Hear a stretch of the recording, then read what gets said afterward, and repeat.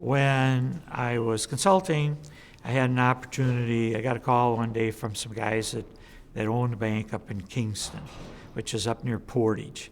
And they wanted somebody to run the bank for a couple of months while they sold the bank. He and I and another guy that we approached because he had money and we didn't. And so we approached him and brought him into the partnership, and we bought that bank in Kingston, Wisconsin, the Kingston Dalton State Bank. I do think I'm a significant risk taker, but I guess to some extent I think I take calculated risks. Raising the capital from those 167 investors was critical. Their confidence in us and the idea and in me meant everything. I think many of those people had more confidence in me than I had in myself. One of our other investors who then came on our board later, we hadn't made a nickel. We were a brand new startup bank, never had generated a dollar profit. And we capitalized the bank at $3 million. That was the total equity of the bank.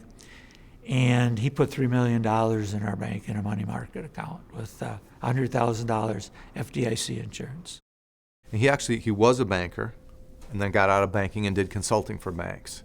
But there's no question that his consulting business was the beginnings of First Business.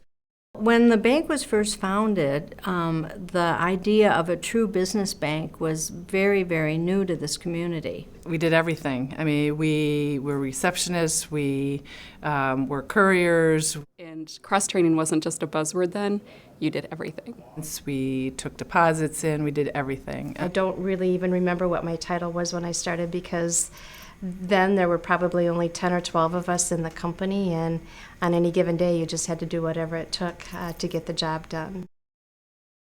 You start with a general understanding of who you are and what you can provide. You try to surround yourself with people who have some of those same values and interact with people the same way you would like them to. And I do think that's how the business has been built. To keep the team atmosphere that we have and keep the culture that we have to be extremely diligent. The key is every single hire that we make. And if you talk to people who join First Business, they're going to tell you we have a much more diligent hiring process than anything they've ever been through before.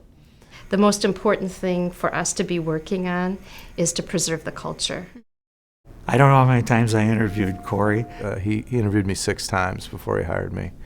I'm going to guess and say 5 times, and every time in a different setting. Just trying to see who he is and what kind of a person he is. I do remember early on, Jerry and I were at a function, a luncheon. Corey was there, Corey Chambas. He wasn't with the bank at that point. And Jerry had said to me, that's Corey Chambas, and someday he's going to work for us. In meeting Jerry, I just liked him. I believed what he was telling me.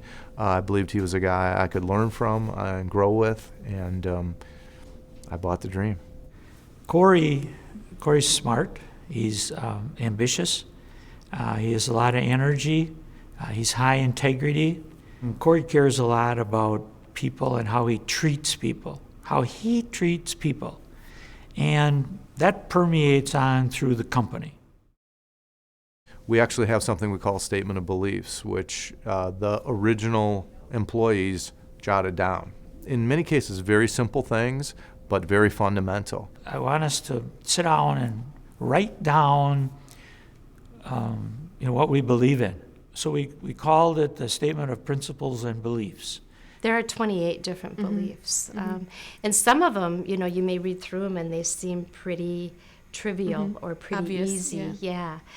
That no task is too menial. We're all equal and you all do the same kinds of things. We joke every once in a while that as we're making decisions, and whether it be about people or about what we might venture into next, you kind of have that Jerry sitting on your shoulder, and it's what would Jerry do? You can always point back to those principles in terms of how you need to behave decisions you need to make. I mean, you can reference those principles and it guides you. Corey came in with those same kind of beliefs and values, and he's kind of filtered that down to everybody else. I interviewed with Corey, which I thought was strange for a receptionist position. And in fact, Corey mentioned that when I was talking with him, and he said, "You probably wonder why you're interviewing with the president of the bank for a receptionist position." And I said, "As a matter of fact, I do wonder that." And he said, "Number one, they look for people who fit the structure of the organization." And the other thing that he said was, "There is no job too menial for any of us to do." I was sold. I think the culture now is as the culture was when it was 6 people who started the company. That really has not changed. I think companies, as they grow and get bigger and merge and buy other companies, lose that. I hope we never lose that. One of the goals that I understood that he had laid out from the beginning was to get to be $100 million in assets and make $1 million profit. And his goal was to do that in 10 years. That seemed very ambitious 25 years ago when we basically had nothing. We actually achieved it in 5 years, it was kind of incredible. I could never have imagined, I don't think, that 25 years later I'd be sitting here and, the bank itself would be knocking on $2 billion, and I think we have $1 billion in our trust and investment company. Billions and with B's would have just never entered into the conversation in the early days of First Business. Ringing the bell on the NASDAQ to close the market was certainly a very proud day for me. We're in Times Square, and up on the big side of the building there, Our pictures were all on those huge monitors all over Times Square. Being First Business on the marquee, I would have to confess I was pretty proud. we started walking away. And when we were out there at first and we were getting pictures taken, people were kind of crowding around looking at us like we were somebody famous. It was our 15 minutes of fame.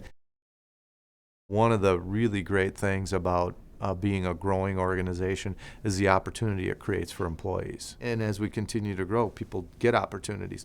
And that allows you to bring in people with upside that want to grow, that are ambitious, hardworking. What I said when I came here was I hope to be here through my entire career. First Business affords you that opportunity to really make a difference, and I think that, again, if you think about it from anybody in my role, you want to be able to make a difference. And in banking, you're losing those opportunities. At First Business, you have that opportunity. I think that's a difference maker.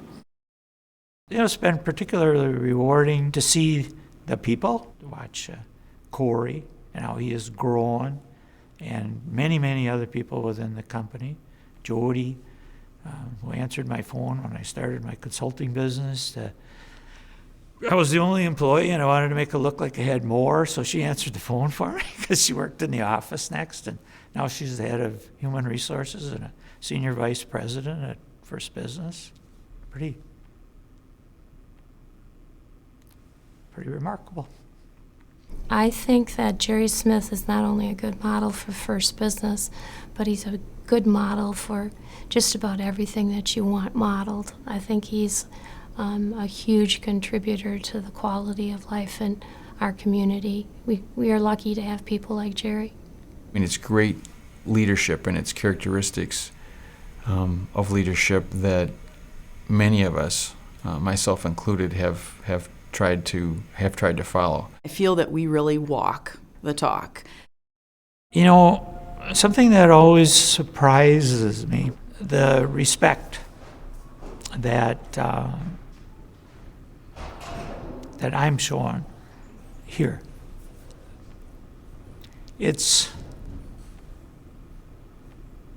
really very sincere. I never could have imagined, this would be. I mean, an undisciplined kid from Freedom, Wisconsin, ending up being the chairman of a publicly held bank holding company in Madison is You know, it's unfathomable, quite frankly.